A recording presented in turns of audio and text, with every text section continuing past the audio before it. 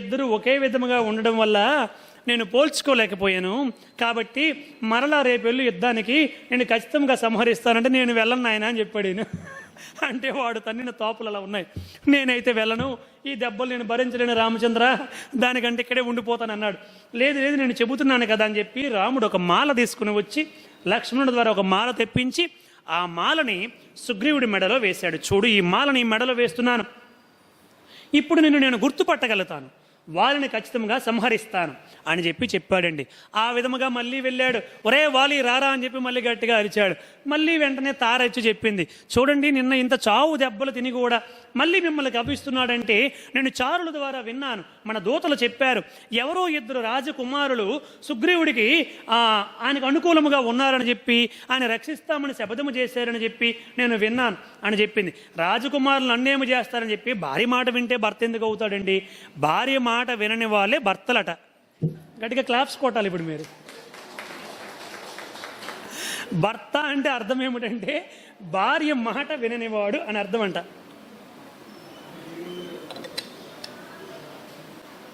వీడు వెంటనే నేను చంపేస్తాను నరికేస్తాను అనుకుని వీడు బయలుదేరాడండి. వెంటనే రామచంద్రమూర్తి ఒక చెట్టు చాటును జాగ్రత్తగా ఉన్నాడు. ఉండి ధనుర్ధారి అయి ఇద్దరు కూడా భయంకరంగా యుద్ధము చేస్తూ ఉంటే జాగ్రత్తగా చూసి రామచంద్రమూర్తి వాలి యొక్క వక్షస్థనములో ఒక గొప్ప బాణాన్ని వదిలిపెట్టాడండి. అంతే, వాలి నేలకు ఒరిగిపోయి రామచంద్ర చెట్టు చాటు నుంచి చంపడం ఇది ధర్మమా అని చెప్పి అనేక ధర్మాలు మాట్లాడాడు. నీవు పశు లక్షణాలతో ఉన్నావు కాబట్టి పశువును చెట్టు చాటు నుంచి చంపాలన్నటువంటి ఒక ధర్మం ఉంది కాబట్టి నేను చెట్టు చాటు నుంచి చంపేనులే అని చెప్పి అన్నాడు శ్రీరామచంద్రమూర్తి. రాముడితో ధర్మాలు మాట్లాడగలుగుతాడా? ఆ తర్వాత తార వచ్చింది, అనేక విధాలుగా ఏడ్చింది. ఆ యొక్క కొడుకు కూడా చాలా ఏడ్చాడు. అంతవరకు చంపి అని చెప్పినటువంటి సుగ్రీవుడు కూడా మా అన్న చచ్చిపోతున్నాడని చెప్పి ఆయన కూడా చాలా ఏడ్చాడండి.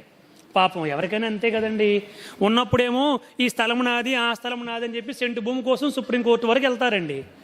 సెంటు భూమి కోసం సుప్రీంకోర్టు వరకు వెళ్ళినటువంటి వాళ్ళు ఉన్నారు. ఎవరు తీసుకుంటే ఏముందిలే, మా అన్నయ్యే కదని చెప్పి తమ్ముడు అనుకోడు, తమ్ముడే కదని చెప్పి అన్నయ్య అనుకోడు. మరి తల్లిదండ్రులు కూడా వాటాలు వేసుకుంటారు. కరెక్ట్గా జనవరి అయిపోయినంటే నువ్వు తీసుకెళ్ళాలంటాడు కొడుకు.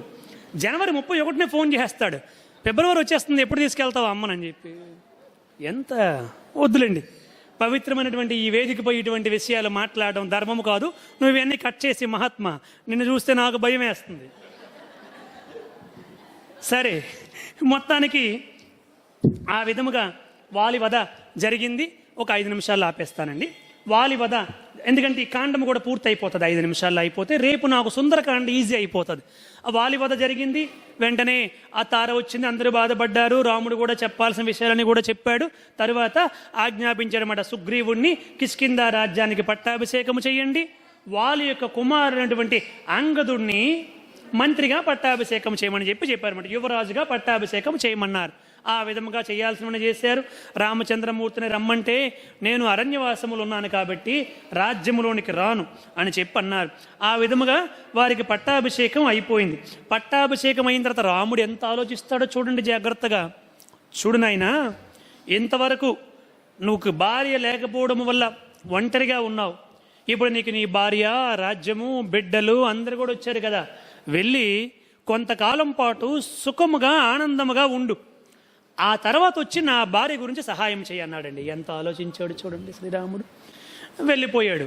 వెంటనే సుగ్రీవుడు వెళ్ళి తన భార్యతో, బిడ్డలతో, రాజ్యముతో ఆనందముగా ఉన్నాడు. చూడండి, మనము చాలా మొక్కుతాం దేవుడికి. ఏమిటని? నాకు ఉద్యోగం వచ్చిన వెంటనే సంవత్సరము జీతము నీ ఉండిలోనే వేసేస్తాం అంటాము.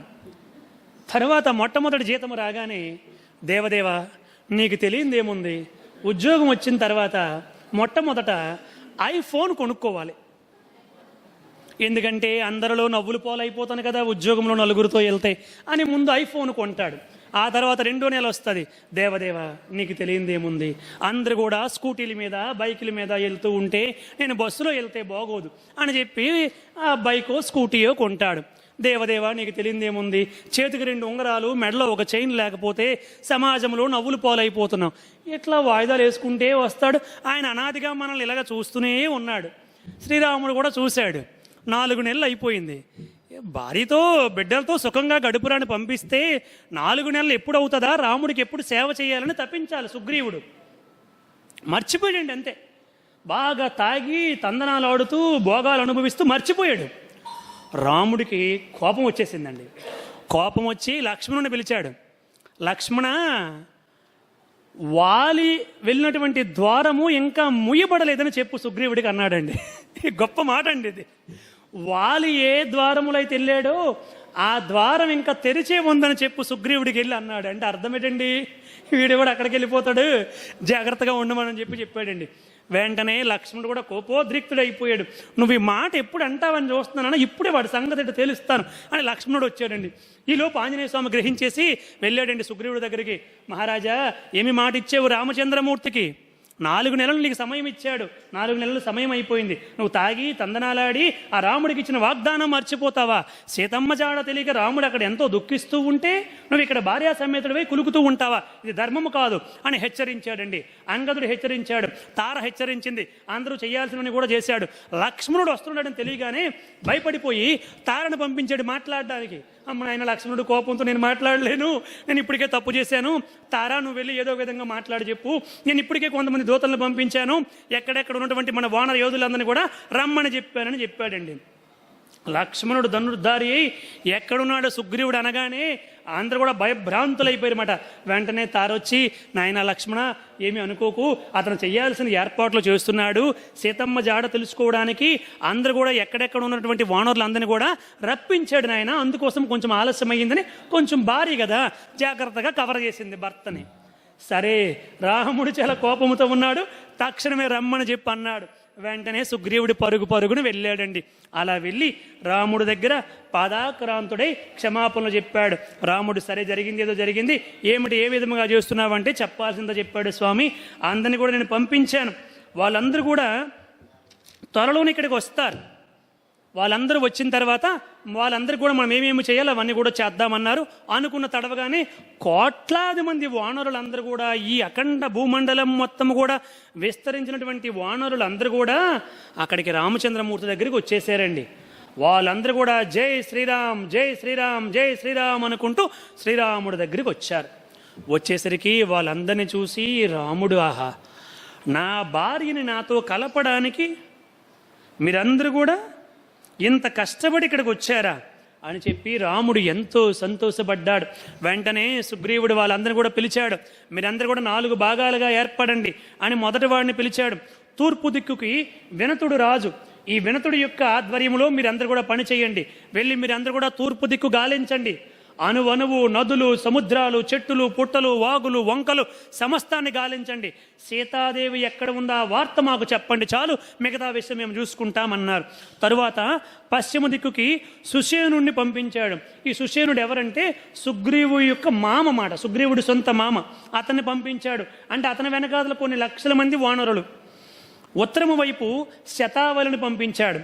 దక్షిణము వైపు అంగదుడు, అటువైపే ఆంజనేయుడిని పెట్టాడు. దక్షిణం వైపు వెళ్ళాడు తీసుకుని చెప్పారు కదా, ఆ దక్షిణం వైపు వెళ్ళినటువంటి వాడు రావణాసుడు అటు వెళ్ళాడని చెప్పి అంగదుని నాయకత్వంలో ఆంజనేయ స్వామిని, జాంబవంతుణ్ణి, గజుడిని, గవాక్షుణ్ణి, వీళ్ళందరూ మంచి యోధులు మాట, వీళ్ళందరినీ ఇచ్చి మీరందరూ కూడా ఈ కోట్లాది మంది వానరులతో వెళ్ళండి అని చెబితే అందరూ జై శ్రీరామ్, జై శ్రీరామ్, ఎక్కడున్నా వదిలిపెట్టము, సీతమ్మను తీసుకొచ్చేస్తాము అని వాళ్ళందరూ ఆనందంతో కేరింతలు కొడుతూ ఉంటే శ్రీరాముడు ప్రేమార ఆంజనేయుడిని పిలిచారండి. ఆంజనేయుడు వెళ్ళి ముకులిత హస్తాలతో స్వామి అని చెప్పి స్వామివారి పాదాలకు నమస్కరించి అక్కడ అంజలి ఘటించి కూర్చున్నాడు. వెంటనే ఆంజనేయ స్వామికి శ్రీరామచంద్రమూర్తి తన అంగుళీకాన్ని తీసి అక్కడ పెట్టారు. మీరు మీ మందిరానికి గట్ట తీసేసుకోకండి, దీన్ని మళ్ళీ నాకు ఇచ్చేయండి. వెంటనే ఆంజనేయ స్వామికి ఇచ్చారు. శ్రీరామచంద్రమూర్తి తన అంగుళీకాన్ని తీసి, నాయనా హనుమ, నువ్వు సకల దివ్యశక్తి సంపన్నుడివి, నీకు అనేకమైనటువంటి శక్తి సామర్థ్యాలు ఉన్నాయి, నీ అద్భుత బల పరాక్రమాలతో సీతమ్మ జాడ ఖచ్చితంగా తెలుసుకుని మరలా క్షేమంగా రానాయన అని చెప్పి అన్నారండి. జయ బల శ్రీరామచంద్రమూర్తికి. Thanks for watching. Please comment, like, share and subscribe our channel.